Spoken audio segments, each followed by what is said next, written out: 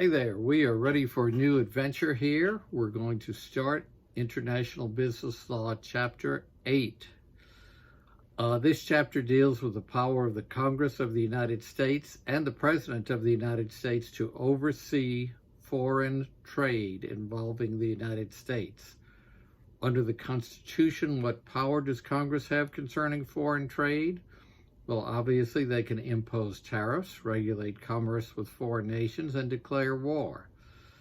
Under the Constitution, what power does the U.S. President have? The President can appoint ambassadors, can negotiate with foreign nations, and the President is the Commander-in-Chief of the Armed Services, and the President can negotiate treaties, generally with the advice and consent of the Senate. Now, something happened starting in about the 1930s that kind of changed this balance of power. We know, looking at election results, that if you are a member of Congress, you stand about a 90% chance of being reelected.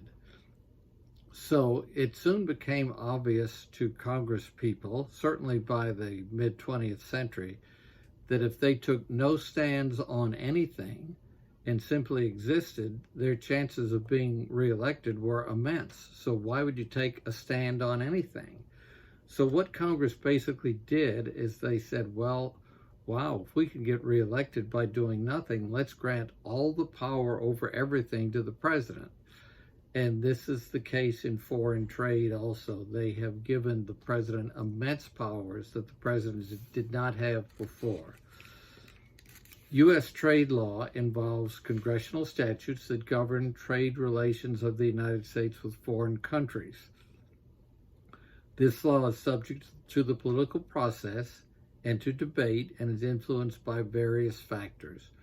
For example, if you're a human rights advocate, you may contend that the U.S. should withhold various trade statuses from the People's Republic of China unless they change their human rights goals.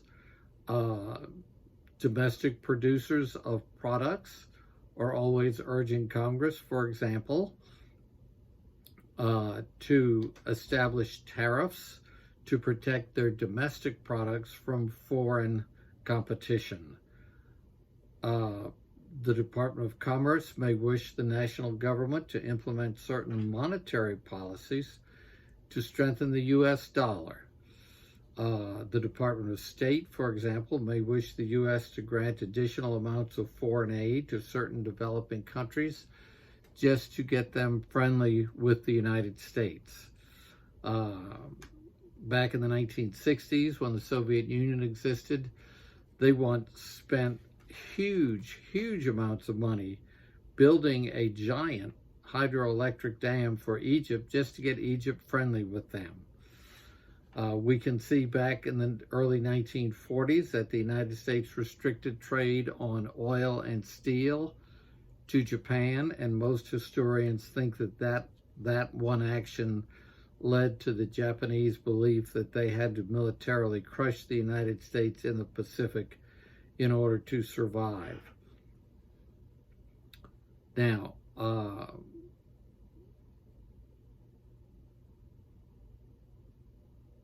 is it evil for trade policy to be dictated by foreign policy?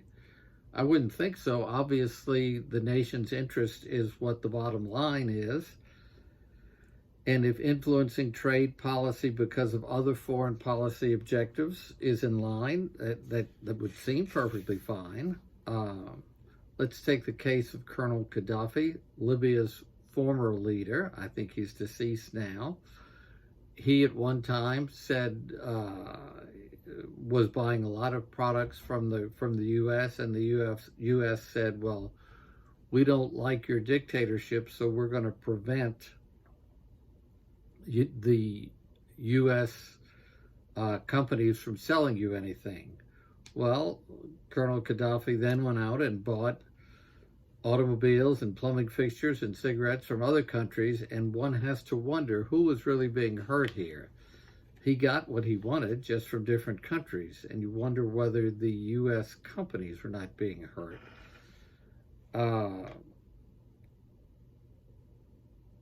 Do governments of sovereign nations enter into treaties and agreements with other countries? Well, of course they do, all the time. In terms of treaties, there can be environmental treaties, treaties concerning terrorism, treaties concerning the liability for defective products. Now, the United States Constitution says that treaties must be negotiated by the President and must be confirmed by 2/3 of the Senate. Now, treaties in the United States are either self-executing or not self-executing. This has nothing to do with senatorial approval of treaties. But a self-executing treaty does not require an additional act of Congress for it to make any sense.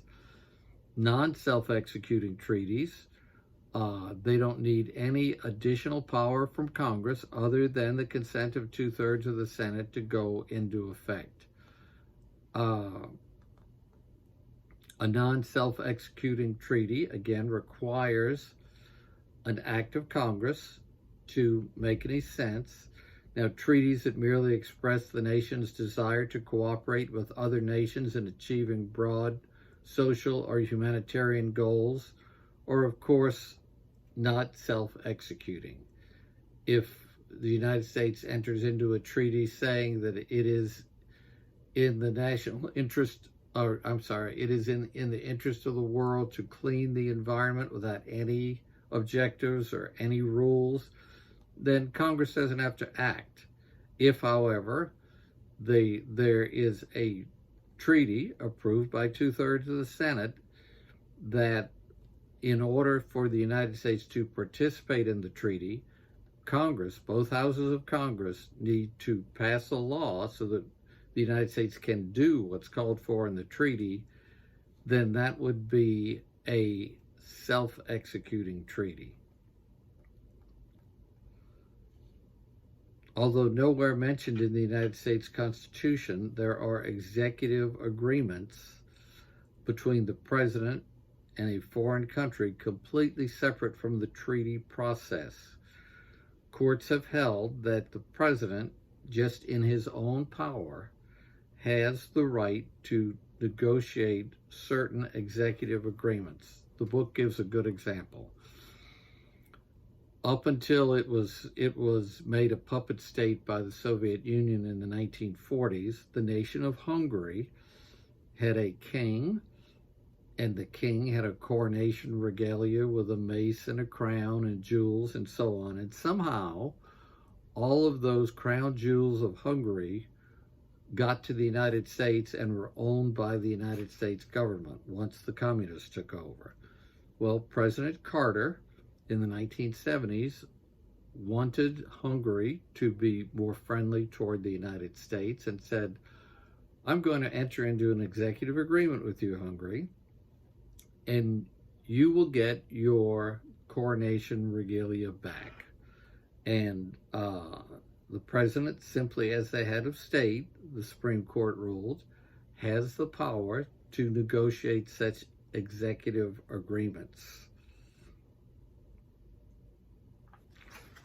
Okay, let's look over here.